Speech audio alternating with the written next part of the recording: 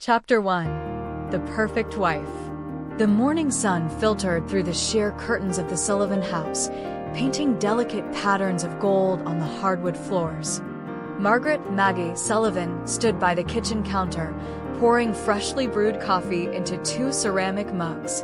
She moved quietly, carefully, as if any sudden sound might shatter the fragile peace of the house.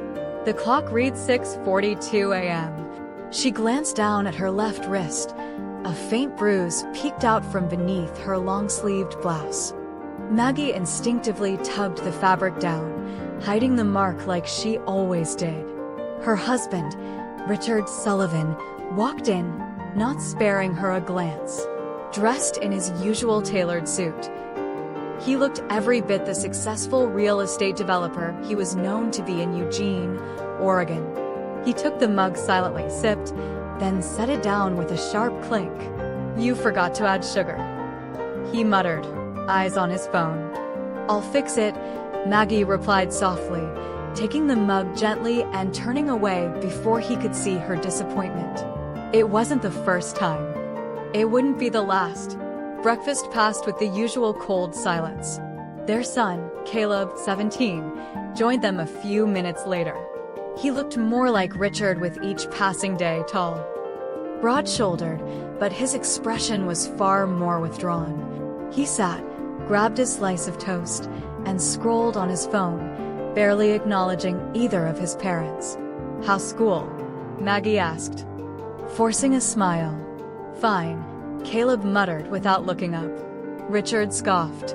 "He needs to focus more. Basketball isn't going to pay for college. He should consider internships, maybe shadowing me." "I don't want to be like you," Caleb said suddenly, his voice low but firm. A tense silence filled the kitchen. Richard's face darkened, but he said nothing. He simply stood, straightened his tie, and left for work, the door slamming behind him like a gunshot. Maggie stood frozen, the sound echoing in her bones. Later that day, at the elementary school where Maggie taught 2nd grade, she was her usual self, warm, attentive, patient. To her students, she was a source of calm and joy. No one would have guessed that the woman who guided them through math problems and story time had spent 20 years living in a house where love was conditional and silence was survival. During lunch break, Maggie sat alone in the faculty lounge. She took out her phone and stared at an old photo, her wedding day. She had been so young, so full of hope. Richard had seemed charming, ambitious, everything her parents had dreamed of for her. And when Caleb was born, Maggie promised herself she would give him the best life possible. A life with both parents. Stability. Comfort. Even if it meant enduring the sharp words, the cold looks, the fists. "Still eating alone?" Grace Miller's voice cut through her thoughts, gently teasing. Maggie looked up and smiled. "Habit? I guess." Grace, the school's guidance counselor, had been Maggie's closest friend for years. She sat down beside her, opening a yogurt cup and raising an eyebrow. "Big bruise on your wrist last week. Now you're walking like your shoulder's sore. And don't tell me you tripped again." Maggie hesitated, then looked down. "I don't want to talk about it." "You never do." Grace's tone was gentle, but firm. "But you should. Especially for Caleb's sake." At that name, Maggie's heart clenched. "I'm doing this for him," she whispered. "He needs a stable home. A full family. I can't take that away from him." Grace leaned in. "What if the version of family you're giving him is what's damaging him?" Maggie didn't answer. She couldn't. Not yet. That night, as she tucked Caleb in, yes, even at 17, he still let her peek into his room before bed, she saw something that broke her. His eyes were red, his fists clenched. "You okay?" she asked. Voice soft. He didn't look at her. "I hate this house," he muttered. "I hate how quiet it is. I hate how Dad looks at you. I hate that you let him." Maggie's breath caught. "I'm trying my best," she said. Caleb turned his head slightly. "Maybe your best isn't enough." And with that, he rolled over, turning his back to her. Maggie stepped out into the hallway, her hands trembling. For the first time in years, a seed of doubt cracked open in her chest. Was she protecting her son, or showing him how to endure a cage? Chapter 2. Cold dinners and colder hearts. Dinner that evening was as quiet as ever. The Sullivan family sat around the long mahogany table in their well-furnished dining room. The chandelier above cast a warm glow over the spread of roasted chicken, steamed vegetables, and buttered rolls. Maggie had spent over an hour preparing the meal, though she hardly touched her own plate. Richard scrolled through his phone with one hand and ate with the other, barely acknowledging his wife or son. He occasionally muttered things to himself about work, the market, a client who didn't know how to shut up. Caleb stabbed a piece of broccoli with unnecessary force, then let his fork rest against his plate. His jaw was tight. Maggie looked between them, trying to hold the moment together. "Caleb," she began gently, "I saw that college fair is next week. Maybe we can." "I'm not going," Caleb said flatly. Richard looked up. "Why not?" "Because I'm not interested in pretending everything's fine and smiling in front of strangers." "Young man," Richard said sharply, "don't start your teenage tantrums at the table." Caleb pushed his chair back abruptly. "And don't pretend you're a father just because you sit here and eat." The silence that followed was immediate and suffocating. Richard's eyes narrowed. "What did you just say to me?" Caleb stood up. "You heard me." Richard's face twisted into something ugly. He half rose from his seat. Maggie reacted on instinct. She placed a firm hand on her husband's arm. "Richard, please, sit." He looked at her with a venomous glare. "Don't tell me what to do in my house." "This is not just your house," she said quietly, then turned to Caleb. "Go to your room." Caleb hesitated. His eyes, burning with something between fear and fury, locked on hers. "Now," she repeated, gently but firmly. He left. Richard fell back into his chair, muttering, "You're raising a disrespectful brat." Maggie sat still for a long moment, her eyes fixed on the untouched food on her plate. "He's angry," she said, "and confused. He's a boy growing up in a house where love is conditional and fear is normal." Richard scoffed. "He needs discipline, not therapy." She shook her head. "He needs peace. He needs kindness. Things he doesn't get from you." Richard slammed his fist on the table, making the silverware jump. "So now you're blaming me?" "I'm not blaming," she replied, her voice barely above a whisper. "I'm realizing." The words hung heavy in the air. That night, Maggie lay awake in bed beside a snoring husband, staring at the ceiling fan. Her body was tense. Her mind churned with memories. The early days of their marriage, when Richard brought her flowers and kissed her forehead, followed too soon by the slammed doors, the nights he didn't come home, the bruises, the apologies that never came. She'd told herself it was all for Caleb, for a roof over his head, food on the table, a two-parent home. But Caleb wasn't thriving. He was shrinking, folding in on himself like she had. At 3:12 a.m., Maggie got out of bed and walked barefoot to Caleb's room. She opened the door slowly and peeked inside. He was asleep, curled on his side, a deep frown carved into his face even in rest. She walked in, sat by his bed, and brushed the hair from his forehead like she used to when he was 5. "I'm sorry," she whispered. "You deserve better. We both do." The next morning, she made pancakes. She hadn't made them in months, maybe years. When Caleb came down, still groggy, he stopped short at the sight. "I thought you had work." "I do," she smiled. "But I wanted to make you breakfast first." "Like old times." He sat slowly, cautious. Maggie set the plate in front of him and poured a glass of orange juice. "I was thinking," she said as casually as she could manage, "maybe we can talk after school. Just us. No pressure." Caleb looked at her for a long moment. "Okay," he finally said. And just like that, something small but real shifted. Maggie wasn't sure what the next step would be, but for the first time in a long time, she was ready to take it. Chapter 3. The Reason to Stay. The wind rustled through the maple trees outside the school building as Maggie sat alone in her car, gripping the steering wheel long after the last bell had rung.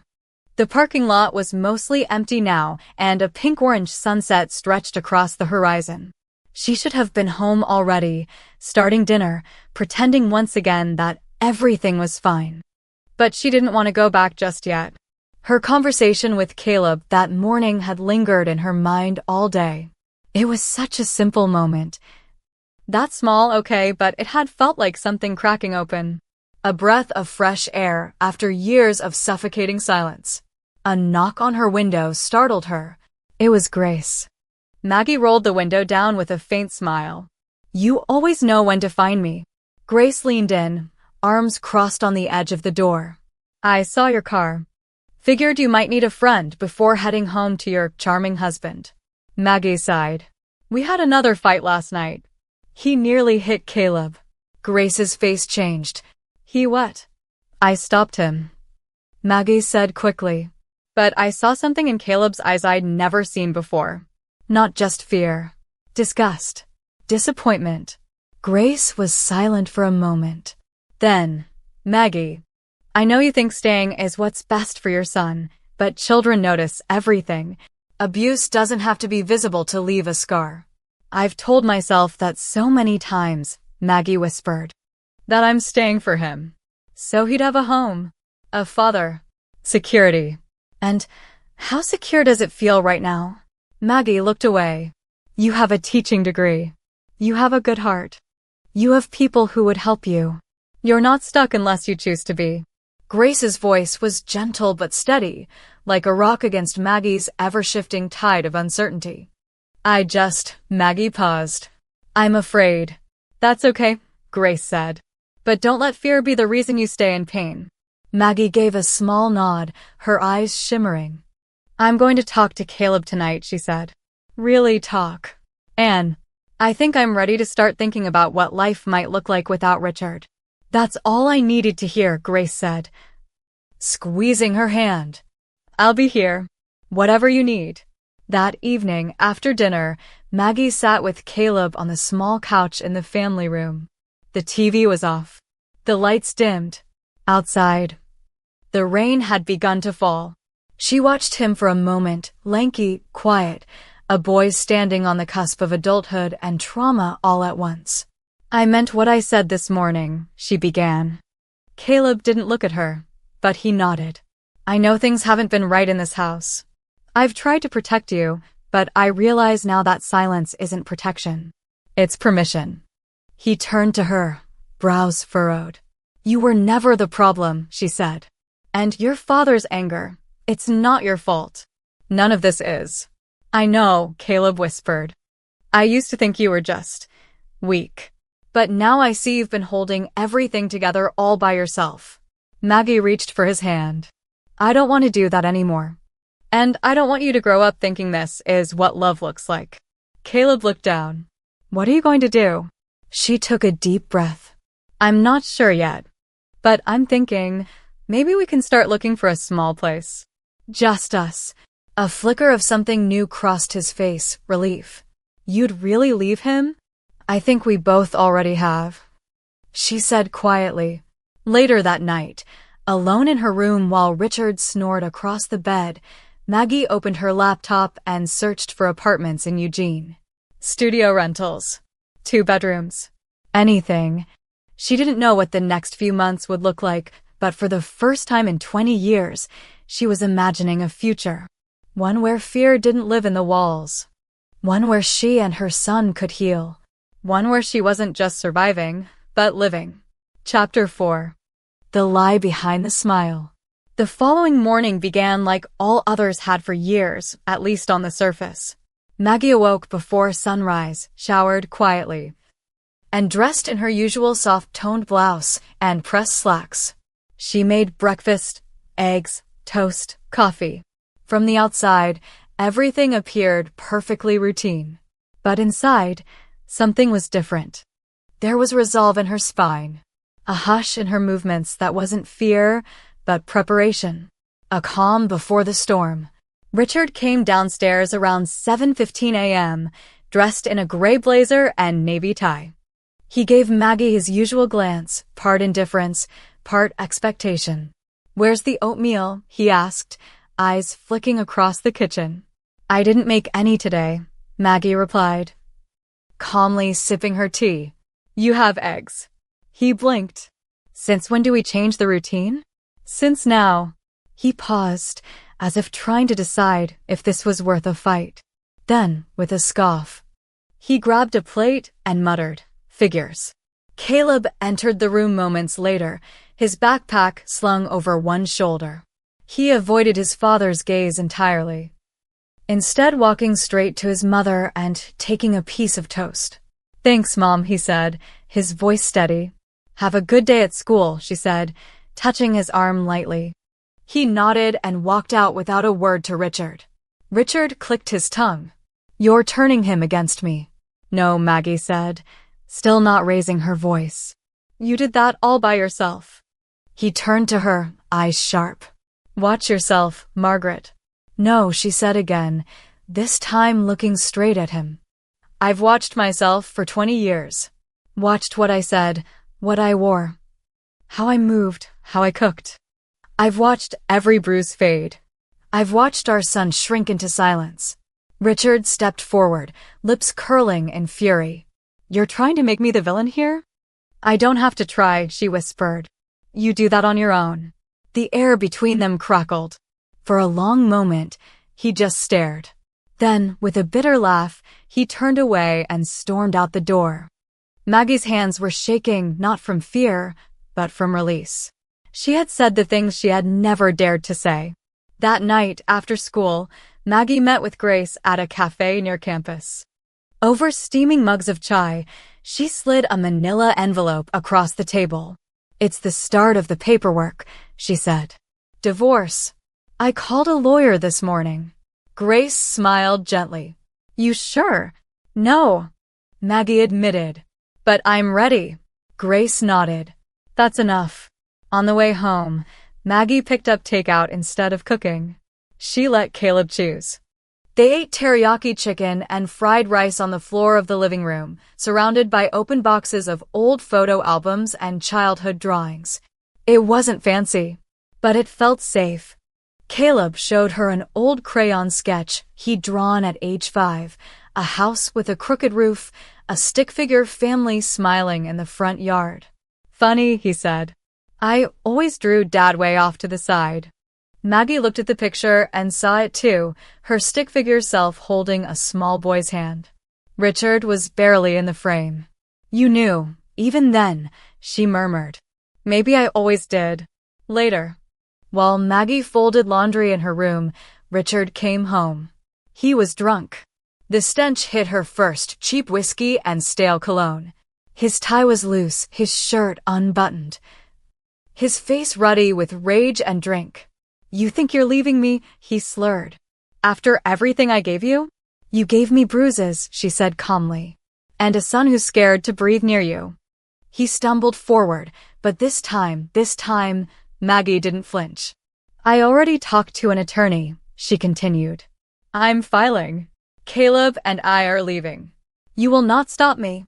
Richard's face twisted, but his balance betrayed him. He swayed, cursed, then stumbled out of the room and down the hall. A door slammed. Maggie sank to the floor, heart pounding. But she was not broken. She was free. Not entirely yet, but the cage was open.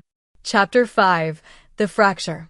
The next morning, the sky was overcast, and the wind pushed heavy gray clouds over the quiet neighborhood of Eugene. The Sullivan home felt colder than usual, not from the autumn chill, but from the tension thickening in every corner of the house. Maggie moved quickly. Her lawyer had scheduled a preliminary consultation for that afternoon. She had taken a personal day from school, claiming a migraine. Richard had already left for the office, thankfully without incident, though his silence after last night's confrontation had been more ominous than any shouting. She entered Caleb's room, knocking gently before opening the door. He was already dressed, sitting on the edge of his bed, tying his shoes. "Hey," she said softly. "Can we talk for a minute?" He nodded, brushing his hair back. His eyes were tired, but attentive. "I'm meeting with a lawyer today," Maggie said. "I've decided to file." Caleb stared at her. Not in shock, but in quiet disbelief. "You're really doing it?" She nodded. "Yes." He exhaled a breath that seemed to release years of tension from his chest. "Good." Maggie walked closer and sat beside him. "I'm sorry I didn't do this sooner. I thought I was doing the right thing, keeping the family together. But that wasn't a family. It was a performance." He nodded slowly. "I know. I need you to know," she continued, "that none of this is your fault. You're not broken. You didn't do anything wrong. If anything, watching you struggle finally made me see things clearly." Caleb looked down at his hands. "I used to think I was the problem. That maybe I just wasn't good enough for him." Maggie's throat tightened. She reached for his hands. "You are good enough. Always have been.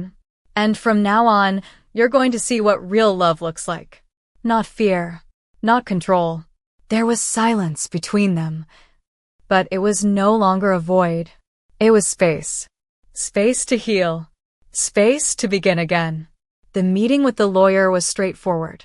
Maggie brought her teaching contracts, a copy of the mortgage agreement, signed solely by Richard, and notes detailing incidents she'd documented in secret over the years. The lawyer, a woman named Donna Hayward, was firm and kind.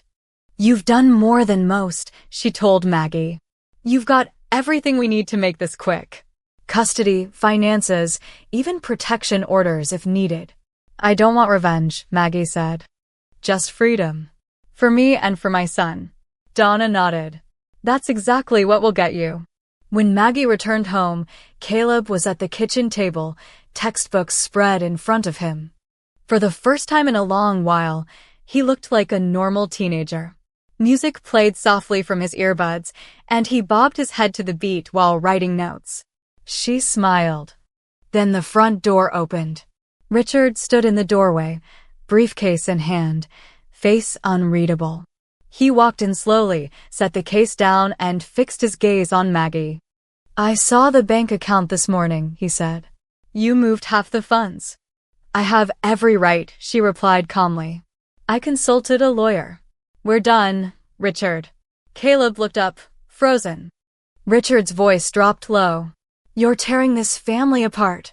"No," Maggie said, stepping between him and her son. "You already did. I'm just walking away from the wreckage." Richard looked at Caleb. "You're okay with this? Leaving everything I built for you?" "I don't want what you built," Caleb said, rising slowly. "I want peace." Richard's expression fractured. His face twisted, rage, confusion, perhaps even fear flickered in his eyes. And then, without a word, he turned and walked upstairs. That night, he didn't come down. Maggie and Caleb ate dinner together at the kitchen island, leftover chicken, canned corn, and laughter over a dumb meme Caleb found on his phone. It wasn't a celebration. It wasn't closure. But it was the start of something new. At bedtime, Caleb hugged her tightly. "Thank you," he whispered, "for choosing us." Maggie held him close, her voice trembling. "No. Thank you for making me brave enough to finally choose myself." The house still stood. But the home, their home, was already being rebuilt, brick by honest brick. Chapter 6. The slap at the station. It happened on a Thursday afternoon. Maggie was halfway through grading math tests in the teacher's lounge when her phone rang. She almost didn't answer. It was an unknown number, but something in her chest pulled her toward it. "Mrs. Sullivan?" a calm but firm voice asked. "This is Officer Martinez with the Eugene Police Department. Your son, Caleb Sullivan, was involved in an altercation after school. We need you to come down to the station." Time stopped.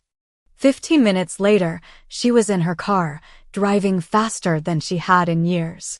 Her hands trembled on the steering wheel. She didn't know what had happened, only that it was bad. that her son needed her. When she arrived, a young officer at the front desk escorted her to a small side room where Caleb sat with his arms crossed, jaw clenched. There was a scrape on his cheek, and his knuckles were red. He didn't look at her as she walked in. A plainclothes officer, likely a school resource officer, sat beside him. "Thank you for coming," the officer said. "Your son was involved in a fight after class." Another student taunted him, called his mother some names. Caleb responded with a punch to the face. Maggie looked at Caleb, heart pounding. "Is the other boy okay?" she asked quietly. "He's fine." Split lip. Nothing serious. His parents aren't pressing charges, but school policy requires documentation. She nodded, then turned to Caleb. "Can I speak with him alone?" The officer left the room. For a moment, neither of them said anything. Then Caleb broke the silence. "He said you were pathetic for staying with Dad." Maggie sat down slowly. "So you hit him?" He looked down. "I didn't even think. It was like something in me snapped." She reached for his hand. "I'm not excusing what you did, but I understand." His voice cracked.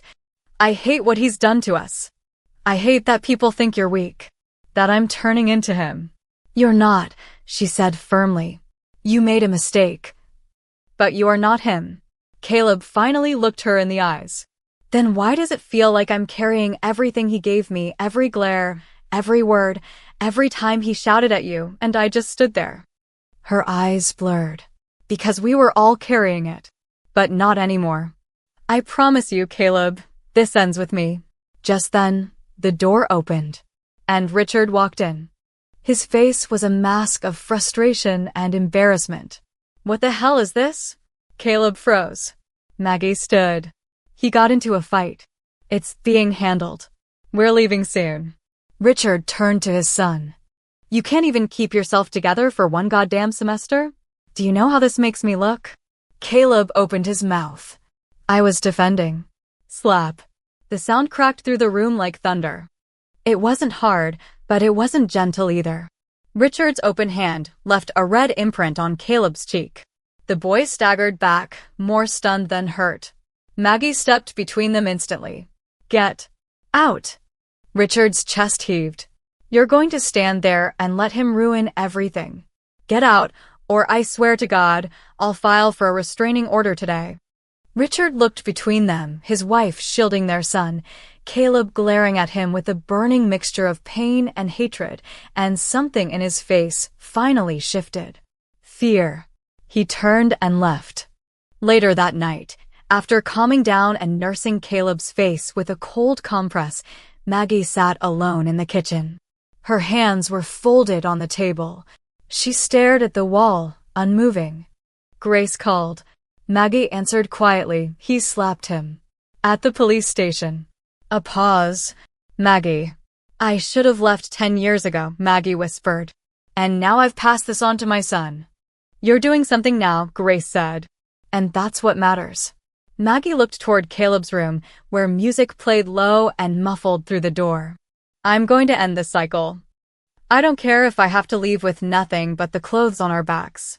"You won't," Grace said. "You'll have your son. And your soul. That's everything." And for the first time that week, Maggie allowed herself to cry. Not in fear, but in release. In mourning for the years lost, and in hope for the years that still remained. Chapter 7. The Boy Who Was Hurt. Caleb didn't speak much over the next few days. He went to school, came home, finished his homework, and retreated to his room. He was quiet at dinner, nodded when spoken to, and stayed out of sight whenever Richard was home. Maggie noticed everything, how he flinched when someone spoke too loudly, how he locked his bedroom door at night, how his eyes never quite looked anyone in the face for too long. It was like he was folding into himself. On Saturday morning, Maggie tapped gently on his door. "Want to come with me to the farmer's market?" she asked. "No thanks," came the muffled reply. She hesitated. "How about just a walk? You don't have to talk. We'll just go to that little park near 8th and Monroe. You used to love the swings." A pause. Then, okay. The park was nearly empty, just a young couple jogging with their golden retriever and an elderly man feeding pigeons on a bench. The maple trees had begun their slow change into fall, orange and red spilling across the grass like spilled paint. Caleb sat on the swing, slowly rocking back and forth. Maggie stood beside him for a moment, then sat on the swing next to his. They were silent for a long time. Finally, Caleb spoke. You remember when I broke my wrist in 3rd grade? She smiled faintly. You fell off the monkey bars trying to do a flip. I didn't fall, he said softly. Dad pushed me. I told the nurse I fell. Maggie's breath caught. You never told me that. I didn't want to get in trouble. Anne, I thought maybe I deserved it. I wasn't listening. Maggie turned toward him. You didn't deserve it, Caleb. Not then. Not now. Not ever. He stared down at his sneakers, scuffing the toe of one against the sand. You know what I remember the most from that day? What? You holding my hand in the ER, reading that comic book to me. I remember thinking, this is what safety feels like. Not home. Just that moment. Her eyes welled up. I wish I could have given you more of that. I tried. I know, he said. You did more than anyone else ever would have. But Mom, I think I'm broken. No, she said instantly. You're not. You are hurting, Caleb.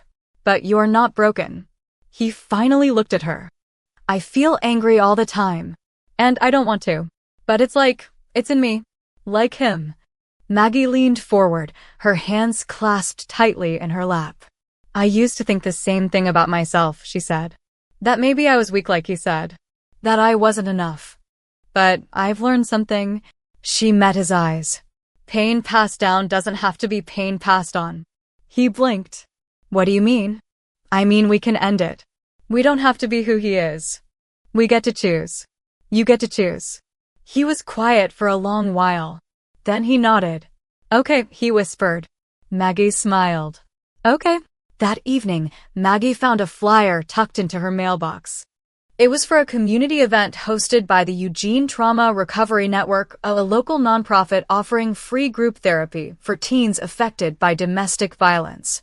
She held it in her hand, heart beating fast. When she showed it to Caleb, he hesitated. Group therapy? He asked. It's optional, she said. But I think it could help. He studied the flyer for a long moment. Then, to her surprise, he said, I'll try. But only if you come to one too.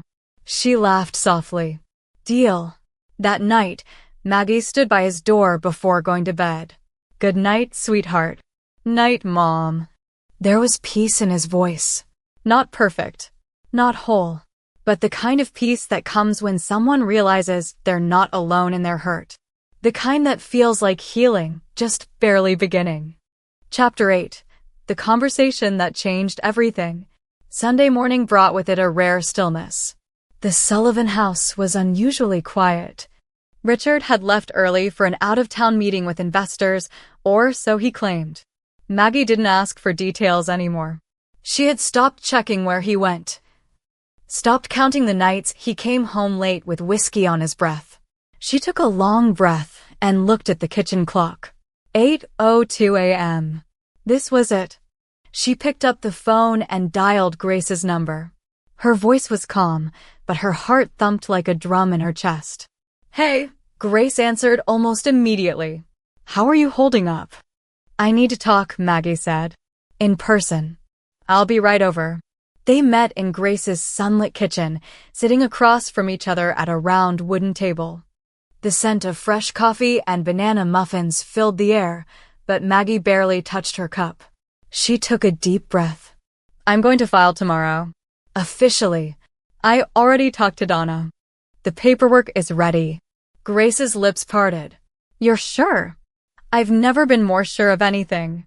Maggie's voice trembled slightly, but not from fear. From conviction. I used to think that staying made me strong. That swallowing the pain, staying quiet, keeping a picture-perfect image, that was strength. That it was all for Caleb. Grace nodded silently. But now I see how much damage it did. To me. To him. We were surviving. Not living. Maggie reached into her bag and pulled out a small notepad. It was worn, the pages dog-eared and creased. "This is where I used to write," she said. "My stories. My thoughts. I stopped writing when I married Richard. I told myself there wasn't time. That it wasn't practical. But really, I just didn't believe in myself anymore." Grace looked down at the pad and then back up. "Start again." "I already did," Maggie said, a tear sliding down her cheek. "This morning." She smiled, soft but full of light. "It's not much. Just a story about a woman learning to breathe again. But it's a start." Grace reached across the table and took her hand. "You're doing it. Maggie, you're really doing it." "I'm terrified," Maggie admitted. "But I'm ready." When she got home later that afternoon, she found Caleb in the living room, sprawled on the couch, reading a book. She sat beside him and gently nudged his shoulder. "Can I ask you something?" she said. He looked up. "Sure. What do you want our life to look like after we leave?" He blinked in surprise, then sat up a little straighter. "You mean, really leave?" "Yes," she said. "New place. Just us. Maybe not right away, but soon." Caleb thought for a long moment. "I want quiet. Not the kind we have now where we're all scared to speak, but real quiet. Peace. I want to wake up and not feel like I have to walk on eggshells." Maggie nodded, her throat tight. "I want to come home from school and tell you about my day without wondering if Dad's in a mood. I want to laugh. Like, actually laugh." He paused. "And maybe, I want to adopt a dog." She laughed through the tears. "A dog. Yeah. One of those big, lazy golden retrievers. You know, the kind that flops over and lets you hug it when you're having a bad day." Maggie smiled. "Then we'll get one. When we're ready." Caleb looked down at his hands. "You think I'll be okay?" he asked. She touched his shoulder. "I know you will. You're already on your way." That night, Maggie sat alone at the kitchen table, writing in her notepad. The words came slowly at first, like dripping water from a long dry faucet. Then faster, smoother. She wrote about a woman who learned to hear her own voice again. About a boy who found peace in a small apartment filled with laughter and dog fur. About the courage it takes to begin. When she looked up, she realized the house was completely silent. Not fearful silence. A stillness full of promise. The kind that comes just before change. Chapter 9. The first stand. The Monday air felt different. Maybe it was the crispness of fall starting to bite through the morning breeze. Or maybe it was something in Maggie herself, some invisible shift in posture, in pace, in spirit. As she walked into Donna Hayward's downtown law office, file folder tucked neatly under her arm, she felt every step like a quiet rebellion. This wasn't a secret anymore. This was a stand. The legal meeting was quick and efficient. Donna, always poised and compassionate, reviewed the paperwork one last time. "Custody arrangements are straightforward," she said. "Given the history and Caleb's age and wishes, it'll be hard for Richard to contest primary custody. Especially with the incident at the station on record." Maggie nodded. "I'm not looking for a fight. I just want out. Cleanly." Donna looked at her over the rim of her glasses. "Maggie, you've endured far more than you ever should have. But today, you're choosing something different. Let that be your strength." She signed the final page. It was done.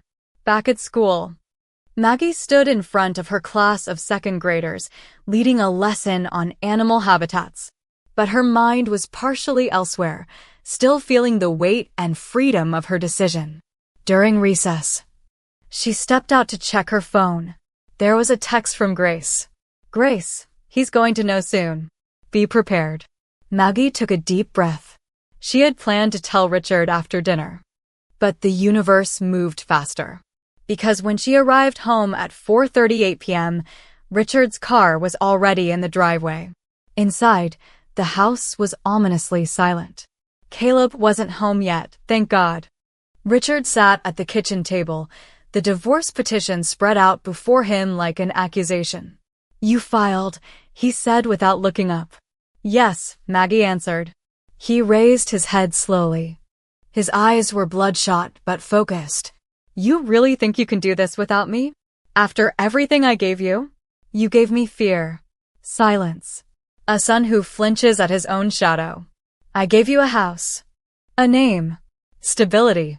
You gave me bruises and a child who believes violence is love." He stood sharply, sending the chair screeching backward. "I built this life. You don't get to just walk away." Maggie didn't flinch. "Not this time. I'm not asking for permission, Richard. I'm informing you. You'll lose everything," he spat. "I already lost everything that mattered. My voice, my joy, my peace.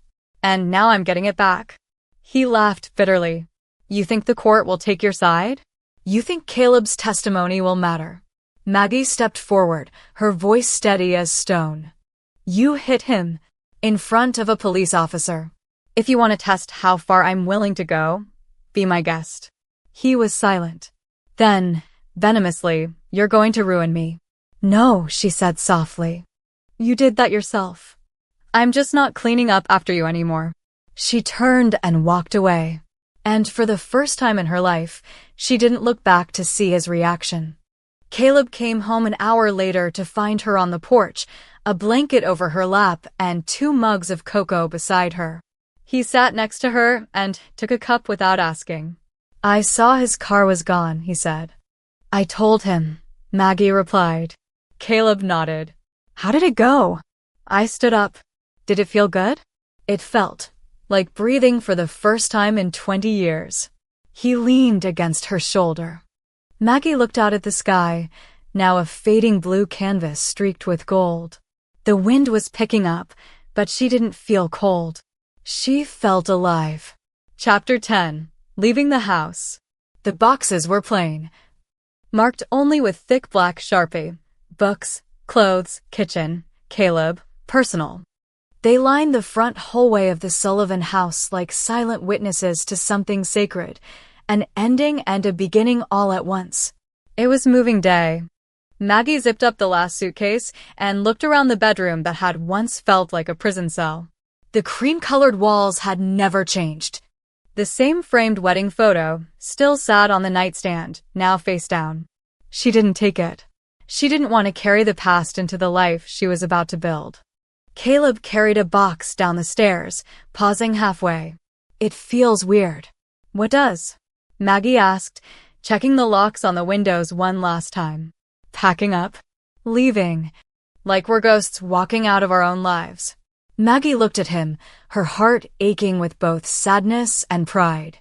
"We're not ghosts," she said. "We're survivors. And this isn't walking out. It's walking towards something better." He nodded and picked up the box again. "You think the new place will feel like home?"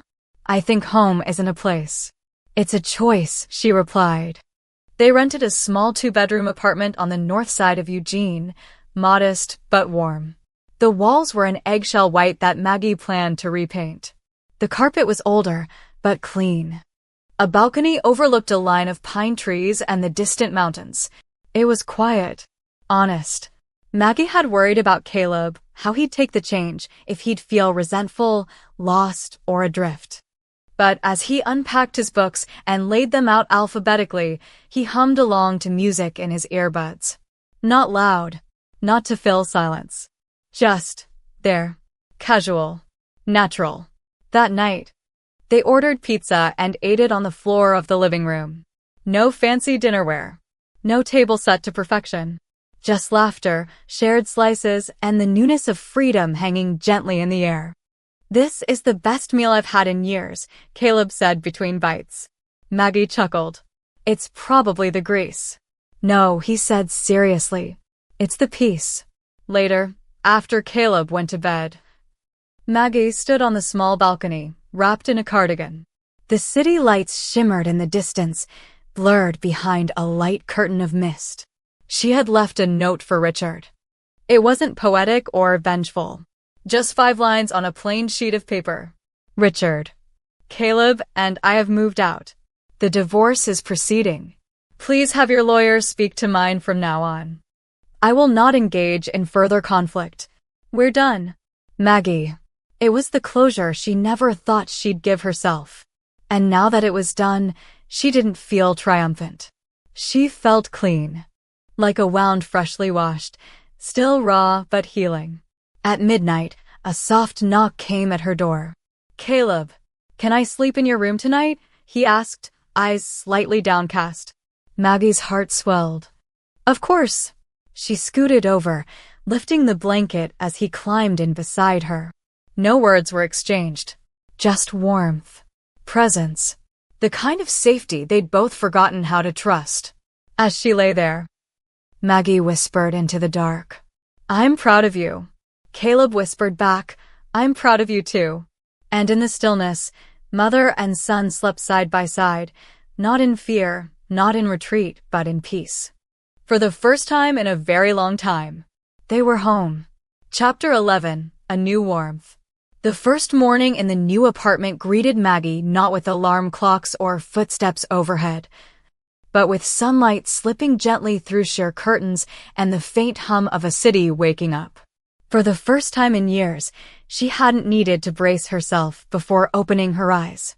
She turned to find Caleb still asleep beside her, curled up like the small boy he once was, the frown lines on his teenage face softer now. It had been a long time since he had slept this peacefully. She carefully rose, tiptoed to the kitchen, and began making coffee, cheap instant stuff for now, but it smelled like possibility. The small space was cluttered with moving boxes, mismatched chairs, and bare walls. But somehow it felt lighter, more human. The silence here wasn't terrifying. It didn't scream of broken glass and bruised egos. It simply was. When Caleb emerged a while later, his hair messy and his shirt wrinkled from sleep, he blinked at the sunlight and gave a lazy grin. You didn't snore, he teased. Maggie laughed, pouring him a mug of hot chocolate. Neither did you. We're off to a good start.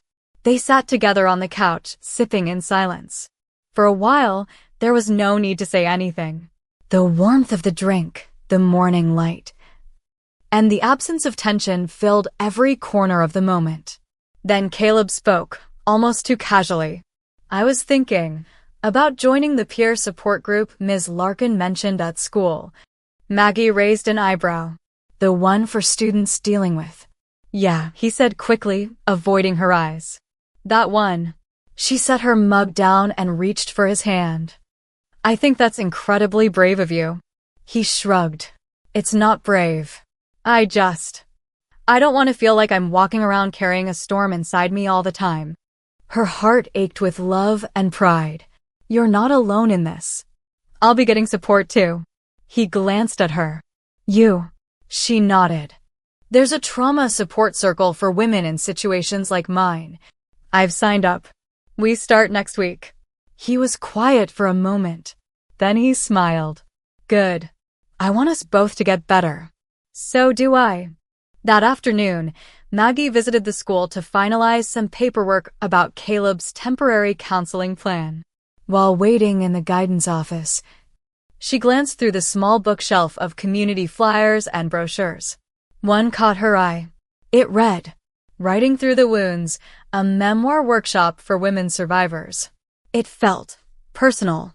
After she returned home, she sat at the tiny dining table and opened her old notebook again. The pages from the night before were still fresh, but she flipped back to the blank ones at the end. She began to write. October 3rd. This is the first time in a long time I've felt safe in my own body. Safe in silence. Safe in space. It's strange how healing feels like learning how to walk again, awkward, unfamiliar, but full of wonder. Caleb and I are starting over. And I'm starting to believe we're going to be okay. As the ink dried, she closed the notebook and placed it gently on the windowsill where the sun could touch it. That evening, Caleb sat on the living room floor, sorting through his books. Maggie brought over 2 plates of pasta, one for each of them. He looked up. You're smiling. "I'm learning how to," she said softly. And for the rest of the evening, they stayed in that little bubble, messy, imperfect, and beautifully new. The warmth wasn't in the room itself, but in the presence they offered each other. A warmth they hadn't known in years. Chapter 12. The Women Who Came Forward. The folding chairs in the church basement were uncomfortable, arranged in a wide circle with a box of tissues in the center like an offering. A pot of overbrewed coffee sat on a table nearby, untouched. But none of that mattered to Maggie. She wasn't there for comfort. She was there for truth. It was her first evening attending the Voices Rising Trauma Support Circle, a local gathering of women survivors facilitated by a retired therapist named June Mitchell. The group met every Thursday night in the basement of St. Anne's Episcopal Church, under the soft hum of fluorescent lights and the gentle presence of shared pain. Maggie sat in the circle, hands folded in her lap, palms slightly damp. She was one of the last to speak. June opened the meeting with a gentle reminder. You don't owe anyone your story. You don't owe anyone your pain. But if you feel ready, we're here. One by one, the women around the circle spoke. There was Maria, whose ex-husband stalked her for years after their divorce. Lisa, who was only now learning how to grocery shop without fear of being watched. Tasha, whose teenage daughter had once begged her to leave, and who now lived together in a trailer full of peace and missing drywall. When it was Maggie's turn, silence stretched. She swallowed. Her voice came out soft. My name is Maggie. Hi, Maggie. The group echoed. I stayed in my marriage for 20 years, she began. He never hit me in front of people.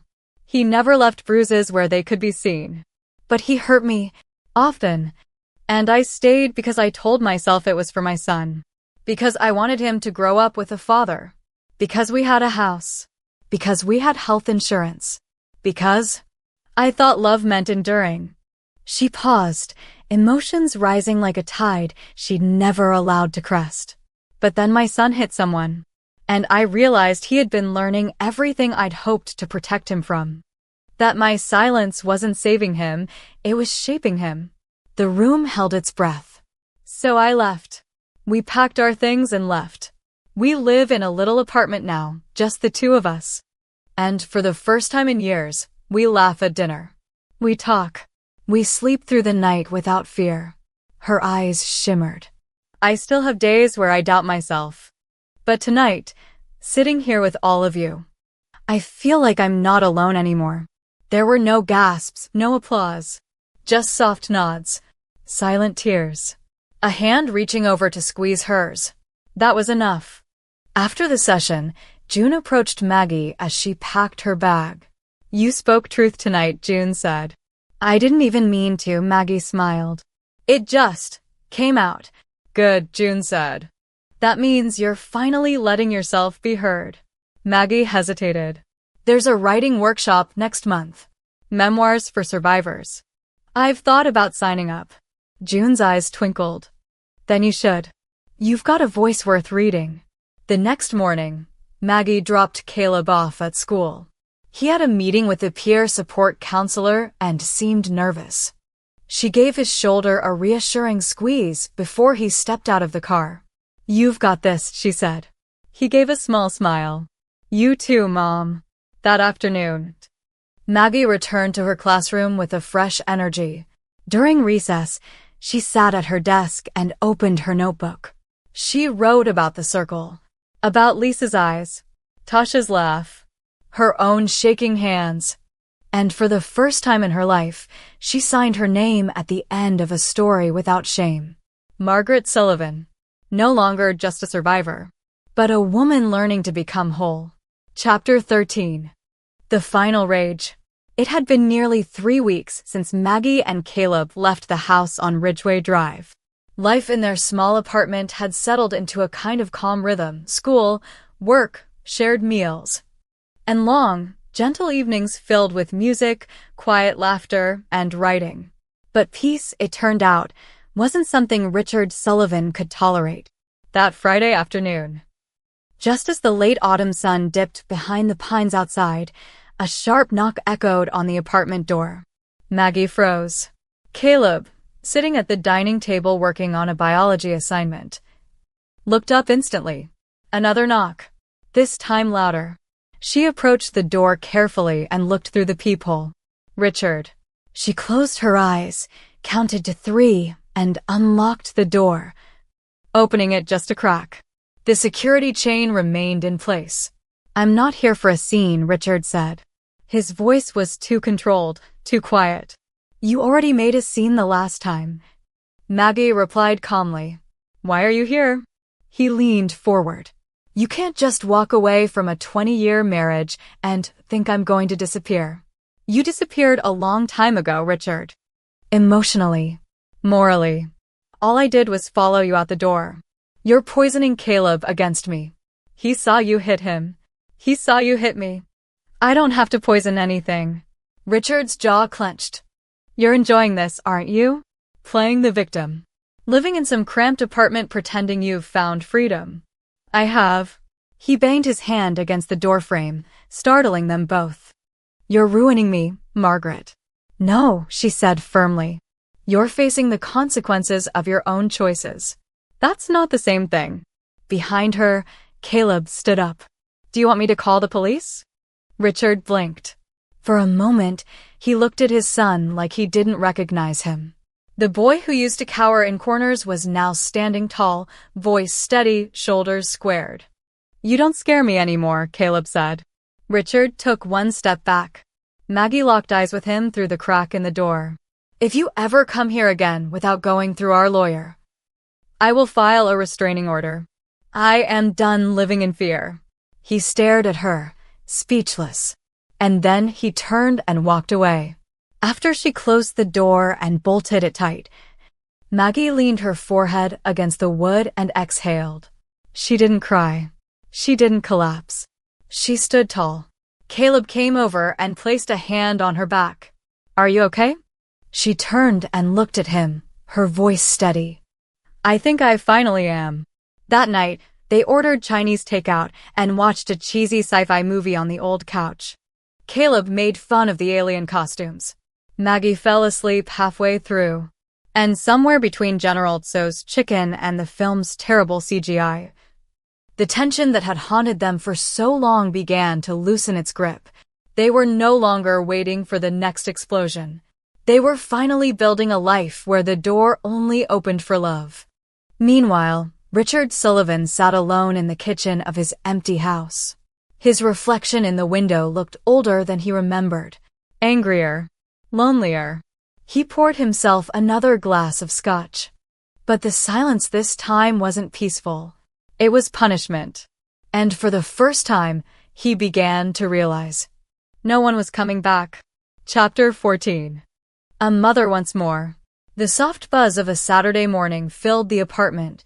Distant lawnmowers outside, a dog barking somewhere 2 floors below, and the sound of Maggie cracking eggs into a bowl. Humming a tune she hadn't realized she remembered. Caleb walked in, barefoot, rubbing sleep from his eyes. His hair stuck up on one side.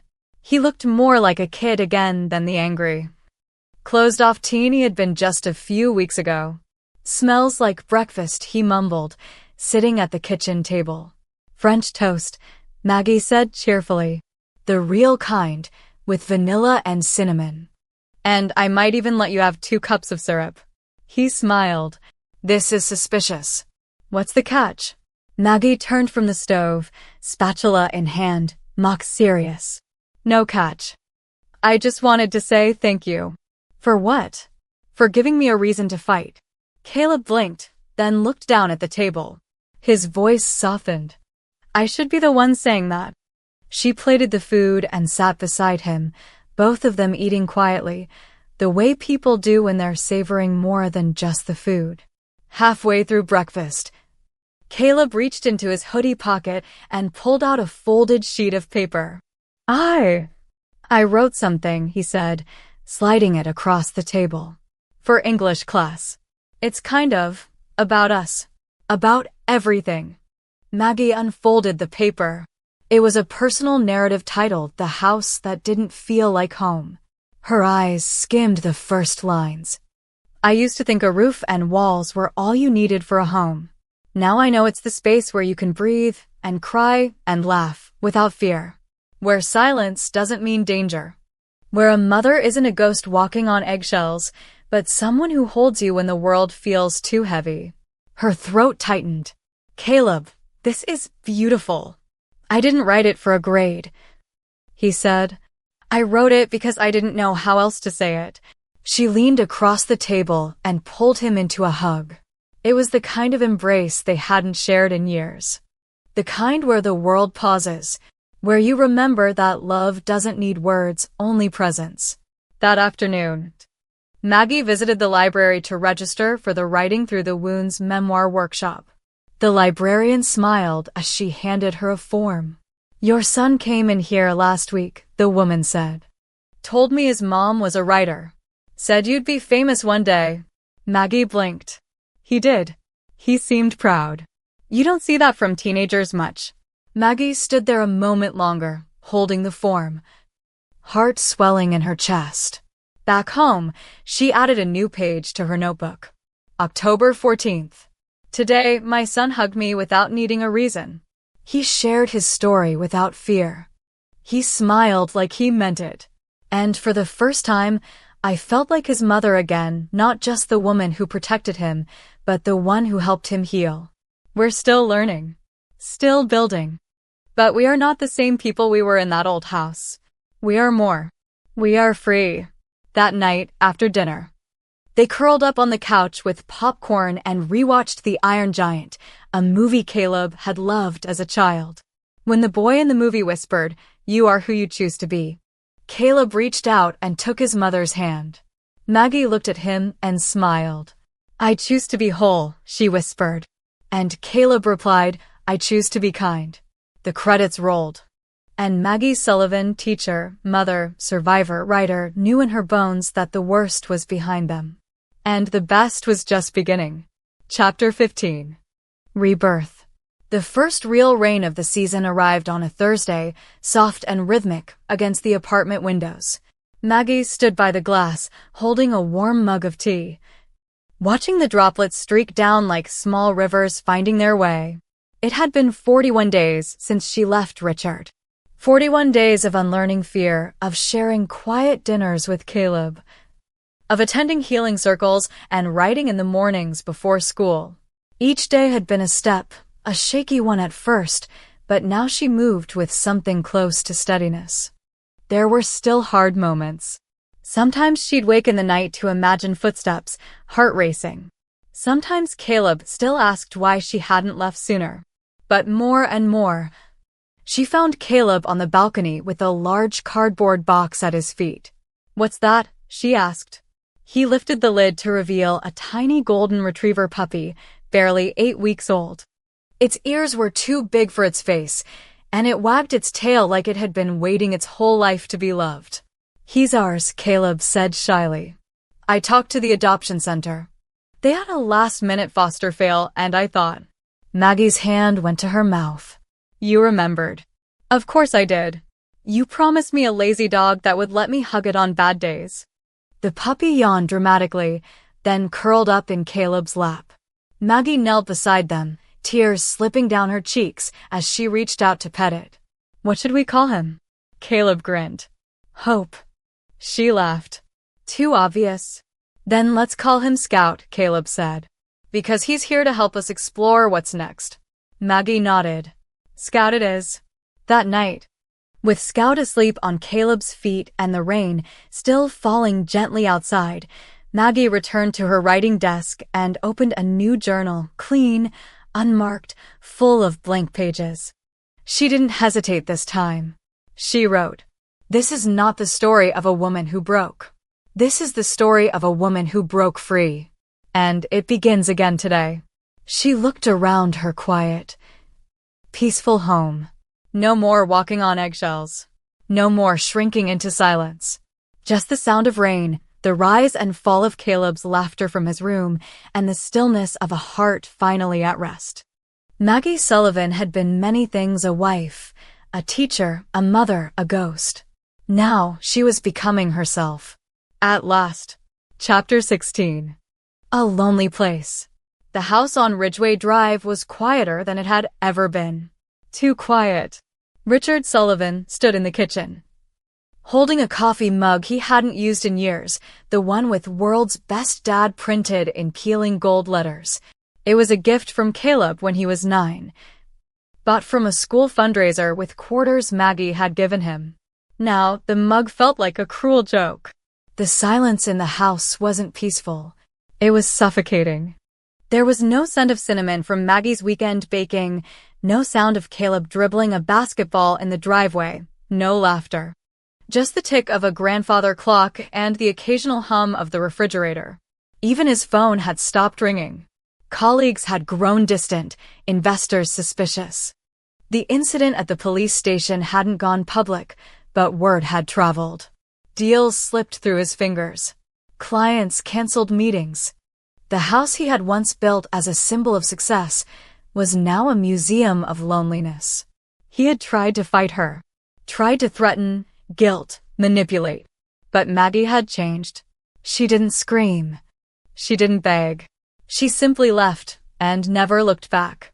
That afternoon, he drove to the old country club where he once played golf every Saturday with other men who wore watches worth more than some people's cars. But his access had been revoked. Mr. Sullivan, the manager had said politely, "Your membership was suspended for lack of payment." He hadn't even noticed the charge on his card Maggie used to manage those things. He turned and walked out without a word. By evening, the loneliness pressed harder. He poured himself a glass of scotch, but it didn't warm him like it used to. It just tasted like regret. He found himself wandering to the hallway closet, where he pulled out an old photo album. Dust clung to the cover. Inside were moments he'd forgotten existed. Caleb's first steps, Maggie's graduation from her teaching credential program, camping trips, birthdays, smiles that were real before they started fading. He flipped to a picture from their early years, Maggie in a green dress, holding Caleb in her arms, her smile radiant and unguarded. When was the last time she'd looked at him like that? He closed the album. Too late. The next morning, Richard called his lawyer to ask about visitation rights. "She hasn't filed for supervised visitation," the lawyer said. "But your son is 17. Not because his son wouldn't answer his calls, but because he realized he had lost himself long ago, and only now did it matter. Meanwhile, across town, in a sunlit apartment filled with the scent of pasta sauce and the laughter of a boy and his dog, Maggie stood at the stove stirring dinner. Caleb walked in, Scout at his heels. "What's that?" he asked, pointing to a small envelope on the counter. "Letter," Maggie said, not looking up. "From your father." "I haven't opened it. Are you going to?" She paused, then shook her head. "Not today. Today is too good for old ghosts." And she smiled, because this was a day worth choosing. And she had finally learned to choose herself. Chapter 17. The letter left unread. The envelope sat on the counter for 3 days. It was plain white, standard-sized, with Richard's careful handwriting across the front. Margaret Sullivan. No return address. No message. Each morning, Maggie would glance at it while making coffee. Each night, she would move it aside to wipe the counter. Caleb never touched it, but she noticed how his eyes flicked toward it whenever he passed by, curious, wary. On the third night, after dinner, Caleb finally asked, "Do you want me to throw it away?" Maggie paused. "No," she said gently. "But I'm not reading it either. Not yet." "Why?" She smiled faintly. "Because I'm not looking for answers from a man who only asks questions when the silence starts to hurt him." Caleb sat down across from her at the kitchen table, Scout snuggled up under his feet. "Do you still love him?" he asked, almost in a whisper. Maggie looked down at her hands. "I love the version of him I met 20 years ago. I love the future I imagined. I even love the hope that he would change." She looked up. "But the man he became?" "No." I grieved that love a long time ago. Caleb nodded slowly. I used to wish he'd just disappear, he said. But now, I almost feel sorry for him. Maggie leaned forward. That's not weakness. That's clarity. You can acknowledge someone's pain without inviting them back into your life. She reached over and touched his hand. It's okay to feel both. That night, after Caleb went to bed, Maggie sat alone with the envelope in her hands. She didn't open it. She simply held it, studying the weight, the edges, the way the paper was slightly wrinkled, as if written in haste or hesitation. She imagined what it might say. I'm sorry. I miss you. This isn't how I wanted things to end. She knew those words wouldn't change anything. She didn't need apologies to heal. She didn't need guilt to justify leaving. She had already built something better. Still, she didn't throw the letter away. She walked to her bookshelf, took an empty journal, and tucked the envelope inside the back cover, sealed, unread, unseen. A relic of a past she had survived. And then she picked up her pen and began writing again. November 6th. He sent a letter. Maybe one day I'll open it. But not because I'm waiting. Not because I'm wondering. Only when my heart is light enough to read it without reopening a wound. Until then, it stays closed. Not every chapter needs to be read aloud. Some are meant to stay silent. The next day, Maggie walked into the first session of the memoir workshop. June greeted her with a hug. The women from the circle smiled warmly. Today's theme, turning points. When it was Maggie's turn, she stood with her notebook in hand. She didn't read an old entry. She spoke from memory. I thought the turning point of my life would be when I finally left, she said. But it wasn't. That was just a door. The real turning point was when I stopped waiting for someone else to tell me I was enough. She smiled, voice strong. When I chose to believe it for myself, that's when everything began. Chapter 18. A Son's Voice. The Eugene High School auditorium smelled like old wood, stage makeup, and the warm hum of nerves. Maggie sat in the third row, her hands folded in her lap, watching students shuffle in with papers and trembling fingers. It was Youth Voices Night, an annual event where students read original essays, poems, and reflections. Caleb hadn't told her he was participating. She only found out when his name appeared on the flyer posted in the apartment lobby. She had asked him that morning if he was sure. I don't want to hide anymore, he'd said. Not from what happened. Not from who I am. When his name was called, Caleb walked up to the microphone wearing his simplest hoodie and jeans. The audience was quiet. He looked taller than usual, older somehow. He unfolded a single sheet of paper and paused. This is called inheritance, he began. People think inheritance means money. A house. A family name. But mine came in other forms. Raised voices. Slamming doors.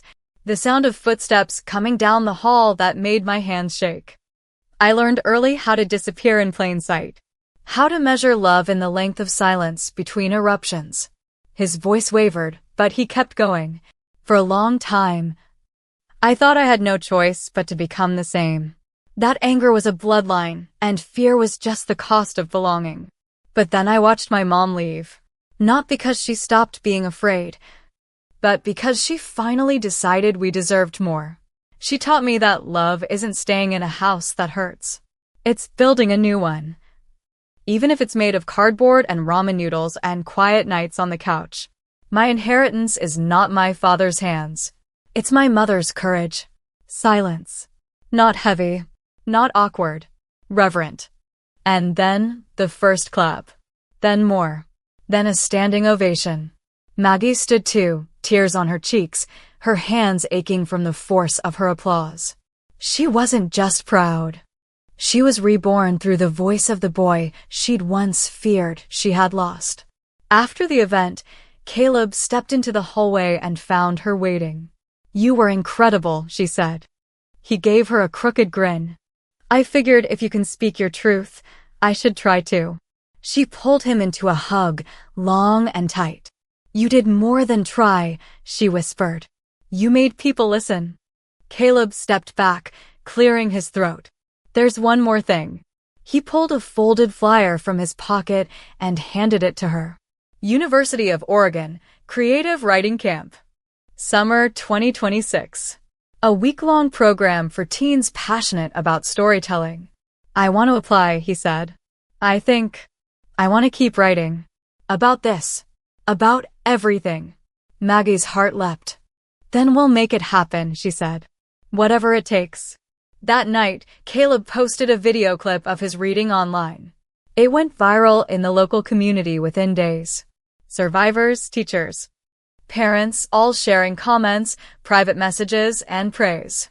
But none of it compared to the moment, later that week, when he sat down with Scout curled beside him, looked at Maggie, and said, I don't feel like I'm carrying a storm anymore. She smiled. Maybe now you're learning to carry a story instead. And Caleb nodded, because his voice had joined hers, because the silence had finally broken. Chapter 19. The Apology. The letter arrived on a Wednesday. Not in an envelope this time. Just a folded sheet of stationery slipped under the apartment door. The handwriting was familiar, though shakier than before. Maggie stared at it in silence as Scout sniffed curiously, tail wagging as if unaware of the history written in blue ink. She didn't pick it up right away. She left it there while she made tea, while she watered the plant by the window, while she checked the laundry. Only when the apartment had fallen into its usual hush did she sit down on the couch, unfold the page, and begin to read. Margaret. I don't know if I have the right to write to you again. I'm not even sure why I am. Maybe because I can't sleep in this place without thinking about how many chances I lost. Maybe because this room is so quiet that I finally hear my own voice and I hate it. I know you don't owe me anything. Especially not forgiveness. But I need you to know this. I was wrong. In ways that words won't fix. I hurt you. I failed Caleb. I built a life that looked good from the outside and rotted from within. And I made you carry that rot. You were always stronger than I deserved. They put me in a room with a window that looks out on a parking lot. No trees. No people. Just asphalt and silence. I sit in that chair for hours. I keep seeing your face when you left. Not angry. Just done. I used to think being feared was power. I know now that being loved is the only real power, and I lost that when I lost you. I hope Caleb is well. I hope he becomes everything I never was. I don't expect to hear from you. I just needed to say I'm sorry. Richard. Maggie sat for a long time, the letter resting in her lap. She didn't cry. She didn't burn it. She simply folded it again, carefully, respectfully, and placed it inside the same journal where she had hidden the first letter weeks before. Some apologies are not for reuniting. They're for release. And this one, this late, hollow human apology, didn't spark rage or pity in her. Only peace. Because she had already moved on. And now, so had he. That evening, Maggie and Caleb walked Scout through their neighborhood. The leaves were beginning to fall in shades of amber and red, brushing the sidewalks with quiet reminders that seasons always change. Caleb told her about his English teacher, who had invited him to submit inheritance to a regional writing contest. You're doing it, she said. You're turning pain into purpose. He smiled, kicking a leaf. Thanks to you. No, she said softly. Thanks to you for choosing better. They walked in silence for a while. Then Caleb said, Did Dad write again? She nodded. He said sorry. Caleb was quiet. Then, do you believe him? I believe he regrets, she replied. And maybe that's enough. They turned the corner toward home. Are you going to write him back? Maggie thought for a moment. No. But I might write about him. Caleb grinned. That's more powerful anyway. And under the streetlight glow, in the middle of a sidewalk littered with falling leaves and rising futures, they walked home with steady feet. The past had knocked one last time, and Maggie had closed the door with love, not for the man who hurt her, but for the woman who finally knew she never had to open it again. Chapter 20. Quiet. And a future. The winter air in Eugene had grown crisp and clean, brushing softly against the windows of Maggie's apartment. It was a Sunday morning, one of those slow, golden hours when the world feels gentler, quieter, more deliberate. Maggie stirred sugar into her tea, her hands steady, her mind calm. Outside, the sky was soft with overcast clouds, and Scout lay curled in a sunbeam that managed to sneak through the curtains. Caleb's bedroom door was slightly ajar, faint music drifting out, lo-fi beats, peaceful and warm. He was working on his newest piece, an essay about freedom. She had peeked at it the night before. Freedom is not walking away from pain. It's choosing not to carry it forward. At noon, they drove to the university campus to tour the creative writing department. The hallways buzzed with students, bulletin boards cluttered with poetry events, contest announcements, and open mic flyers. Caleb walked beside her with his shoulders high, speaking confidently with a student volunteer who led the tour. Maggie let herself linger at the back, soaking it all in. He was no longer the boy who flinched when someone raised their voice. He was becoming a man shaped by the shadows, yes, but no longer defined by them. And her? She was no longer a woman surviving day to day. She was a mother, a teacher, a writer, a woman rebuilding her own life, not as an escape, but as an arrival. That night, Maggie lit a candle on her writing desk. The memoir workshop had ended last week. The last session, titled Closing Without Ending, had left a sentence echoing in her mind. You don't need to tie every thread. Some healing is quiet. She opened her new journal, one with a burgundy cover and thick paper. At the top, she wrote the title, The House We Built from Silence. It wouldn't be a story about abuse. It would be a story about rebuilding. About a mother and a son, a dog named Scout, and a small apartment filled with messy dinners and clean beginnings. She wrote for hours. And when she paused, it wasn't because the words had stopped. It was because she had finally reached a place where silence no longer felt like fear, but peace.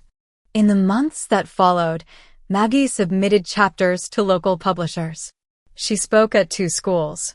Caleb won second place in the writing contest and read his work on local radio. They adopted a second dog, and they laughed often. Not performative laughter, not nervous laughter, but real, unfiltered, healing laughter.